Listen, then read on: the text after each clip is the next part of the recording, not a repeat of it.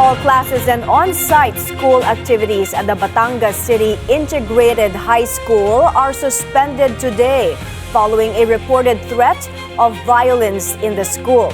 Students, teachers, and other personnel have been barred from entering the campus while authorities continue to assess the situation. School officials are coordinating with authorities as the investigation into the reported threat continues. Let's get more details. Joining us now on the phone is the spokesperson of the Batangas City Police Provincial Office, Police Major Hazel Lumaang Suarez. Major Suarez, good afternoon po. Good afternoon po sa inyo, Ma'am Mai, at sa lahat ng mga nakikinig. Yes po, ito bang threat, has this been verified at galing po ba sa isang estudyante ang banta? Ano pa po ang karagdagang impormasyon ninyo dito? Yes, Ma'am Mai, meron na tayong CICL na person of interest at ongoing na ang investigation and assessment ng Batangas City Police Station together with the City Social Work and Development Office.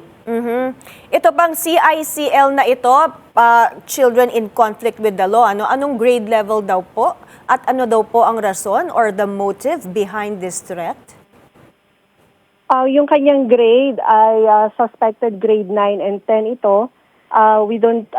But hindi namin alam bakit siya nag-post ng ganito. However, sa initial investigation natin kanina, accordingly siya ay binubuli. That was the initial investigation. Digging pa ang ating CSWDO and ang ating Women and Children Protection Desk officers with regard to the matter.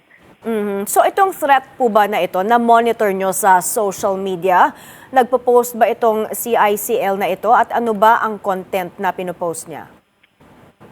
Actually, it was posted doon sa Facebook page ng kanilang school. And it was just reported to the Batangas City Police Station this morning.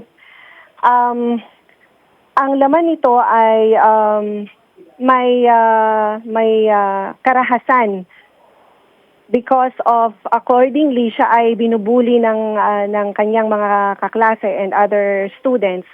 So nag-post siya ng mga threatening na mga post na ito.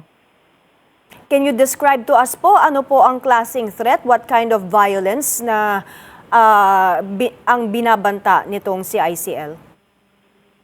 Doon sa post po niya, nakita po natin, ang nakalagay po doon ay mananaksak at saka mambabaril siya ng kanyang mga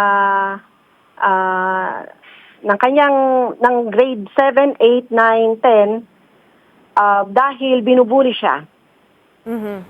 Sa tingin niyo po ba, based on your assessment, na impluwensyahan po ba ito ng mga pangyayari in other schools, the string of violence that we've been seeing in schools at lalong-lalo na doon sa school shooting sa Tacloban?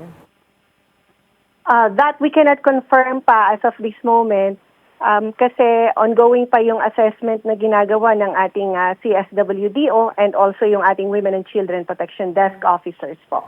Major Suarez, nasaan na po ba itong estudyanteng ito? Nasa police station po ng Batangas City Police Station. Hanggang kailan daw po ba siya mananatili dyan? Gusto lang natin makita kung talagang totoo at i-confirm kung siya talaga ang nag-post. As a matter of fact, nandun na din po ang representatives mula sa ating Regional Anti-Crime Division Unit mula sa regional headquarters namin para ma-assess natin lahat at kung sakasakali na makita natin na talagang siya nga, confirmed na siya nga ang nag-post ng lahat ng ito and sa assessment ng DSWD ay titingnan kung siya ba ay with discernment or without discernment. Yun yung mga process na tinitingnan natin ngayon. Major, since this is a minor, I know you cannot divulge the identity, pero babae po ba o lalaki ito? At na-contact na ba ang pamilya nito? May pahayag na ba sila?